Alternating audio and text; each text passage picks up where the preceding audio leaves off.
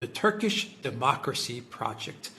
So Turkey has been targeted for a regime change, and it looks like they're going to start with the standard formula: protests, getting people out on the streets, and I imagine they're going to work their way up to, if they're successful, work their way up to some sort of civil war or something. I would imagine that's the grand master strategy of Bolton. It's important to stress that, of course, it's got absolutely nothing to do with democracy.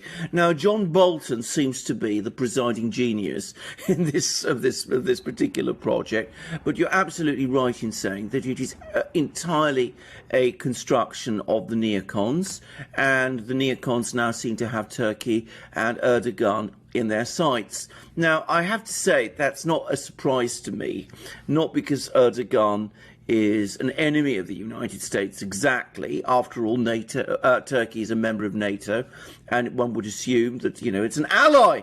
But in reality, of course, Erdogan has been following all kinds of policies around the Middle East and in the Eastern Mediterranean and in Central Asia and in all sorts of places, which cut across the ambitions, not just, of course, of the US, but of other powers, but, of course, and specifically of the neocons. So he's not playing their game in places like Iraq, in places in Syria. He's cozying up too closely to the Russians by buying weapons from them, that he has this on and off relationship with Putin in Russia. He's got all kinds of ideas in the Eastern Mediterranean, all sorts of things. So, of course, from their point of view, he has to be removed, because when the neocons find somebody who isn't 100% reliable, they see you as disposable, and they act to remove you.